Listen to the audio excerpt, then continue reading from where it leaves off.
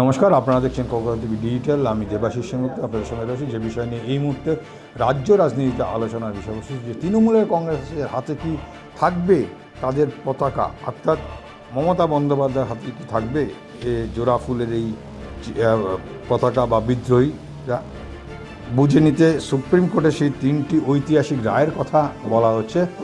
যে তিনটি রায়কে নিয়ে সেই রায় আলোচনা করবো, কিন্তু তার আগে জানি কি যে পশ্চিমবঙ্গের রাজনৈতিক ইতিহাসে সর্বভারতীয় তৃণমূল কংগ্রেসের বর্তমানে তার থেকে বড় সাংবিধানিক এবং সাংগঠনিক সংকটের মুখোমুখি হয়েছে।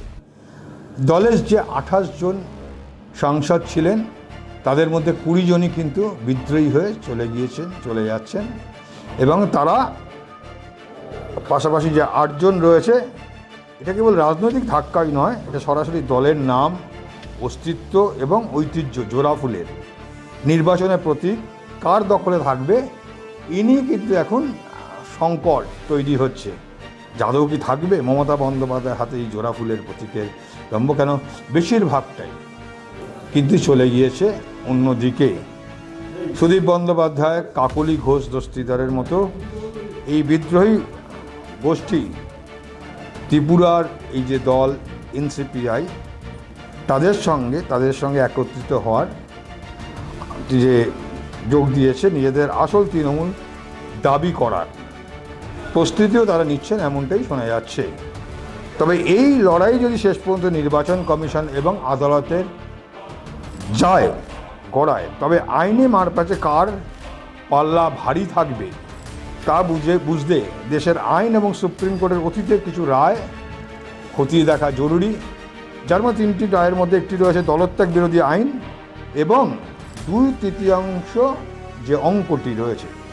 সংসদদের এই বিদ্রোহ থেকে পদ বাঁচানোর কৌশলটি বুঝতে গেলে সংবিধানের 10ম তফসিল বা দলত্যাগ বিরোধী আইন যা রয়েছে, যেটা 1985 সালে পাশ হওয়া এই আইনে পরবর্তীকালে 2003 সালে 91তম সংশোধনের পর দল বিভাজন বা স্প্লিট 1/3 অংশ নিয়ে আলাদা গোষ্ঠী গঠন করা সংক্রান্ত নিয়মটা পুরোপুরি বাতিল করা হয়, এবং সেই জায়গায় যেটা করা হয় 2/3 অর্থাৎ 2/3 মেজরিটি যাদের থাকবে তারা কোনো দলের সঙ্গে একত্রিত তাদেরকে হতে হবে। লোকসভায় তৃণমূল কংগ্রেসের 28 জনের মধ্যে ইতিমধ্যেই 20 জন সাংসদ, অর্থাৎ 2/3 বেশি সংখ্যক সাংসদ, তারা কিন্তু এনসিপিআই নামক একটি দলে যোগ দেওয়ায় আপাতত আইনি যে অযোগ্যতা সেই জায়গা থেকে তারা রক্ষা পাচ্ছে। এবার সেই আইনি বিশেষজ্ঞদের মতে মূল সংগঠনকে বাদ দিয়ে, অর্থাৎ তারা তৃণমূল কংগ্রেসের প্রতীকে জয়লাভ করেছিল, সেই সংগঠনকে বাদ দিয়ে সেফ একটি সেল কোম্পানি, সেখানে বা নাম সর্বস্ব দলের যাদের গত 4-5 দিন আগে পর্যন্ত কেউ জানতো না, সেরকম দলের আশ্রয় নেওয়া, এটি আইনি কৌশলের আদালতের স্ক্রুটিনিতে টিকিয়ে রাখা অত্যন্ত কঠিন হবে, এমনটাই কিন্তু বিশেষজ্ঞরা মনে করছে। আর সুপ্রিম কোর্টের বিষয়ে যে 3টি রায়ের কথা বড় ঢাল হয়ে রয়েছে, তার মধ্যে রয়েছে এক হচ্ছে সুভাষ দেশাই বনাম মহারাষ্ট্রের রাজ্যপাল 2023 সালে শিবসেনার যে মামলা করেছিল তার একটি রায় রয়েছে।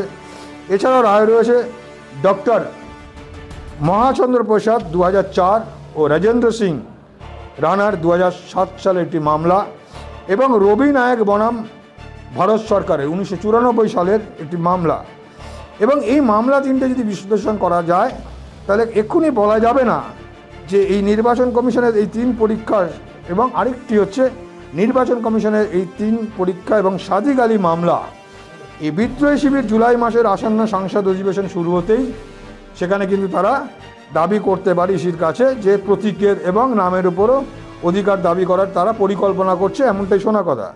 তবে ফয়সলা হচ্ছে 1968 সালের নির্বাচনী যে প্রতীক আদেশের 15 নম্বর ধারা অনুযায়ী 1971 সালের বিখ্যাত সাদিক আলী বনাম নির্বাচন কমিশন মামলার উপর ভিত্তি করে মূলত কমিশন 3টি প্রধান মাপকাঠিতে এই ধরনের বিবাদকে সত্য যাচাই করে। 1, আইনসভার সংখ্যাগরিষ্ঠতা পরীক্ষা, সংসদ এবং বিধানসভায় কোন গোষ্ঠীর সাথে কতজন নির্বাচিত প্রতিনিধি রয়েছে, কমিশন তা খতিয়ে দেখে। লোকসভার 20 জন সাংসদের পাশাপাশি বিদ্রোহীরা বাংলার 80 জন বিধায়কের মধ্যে 60 জনেরও বেশি বিধায়ক সদস্যের সমর্থন কিন্তু দাবি তুলছে।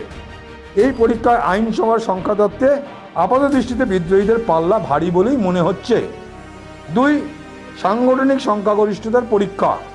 কমিশন নিখুঁতভাবে খতিয়ে দেখে যে দলের জাতীয় কার্যনির্বাহী কমিটি, মূল পদাধিকারী এবং জেলা সভাপতিদের মতো সাংগঠনিক স্তরে কার্ড নিয়ন্ত্রণে রয়েছে। এই ক্ষেত্রে মমতা বন্দ্যোপাধ্যায় এবং অভিষেক বন্দ্যোপাধ্যায় অত্যন্ত শক্তিশালী অবস্থানে রয়েছে, কারণ তাদের সংগঠন আছে, কিন্তু নতুন এই দল এনসিপিআই তাদের কোনো কিন্তু সেই অর্থে সংগঠনিক নেই। আর তৃতীয় হচ্ছে দলের সংবিধান পরীক্ষা, যে দলের অভ্যন্তরীণ সংবিধান অনুযায়ী কোন দল বিদ্রোহ বা নেতৃত্ব নির্বাচন বৈধ কিনা না পরীক্ষা করা হয়, এবং সেক্ষেত্রে দাঁড়িয়ে দলীয় গঠনতন্ত্র এবং পুরো কাঠামোই মমতা বন্দ্যোপাধ্যায় কেন্দ্র করে এবং তার সর্বোচ্চ ক্ষমতা দিয়ে তৈরি। তাই বিদ্রোহীদের পক্ষে সংবিধান মেনে নিজের আসল প্রমাণ করাটা প্রায় অসম্ভব। আর এই নিয়েই এখন রাজনৈতিক আলোচনা চলছে।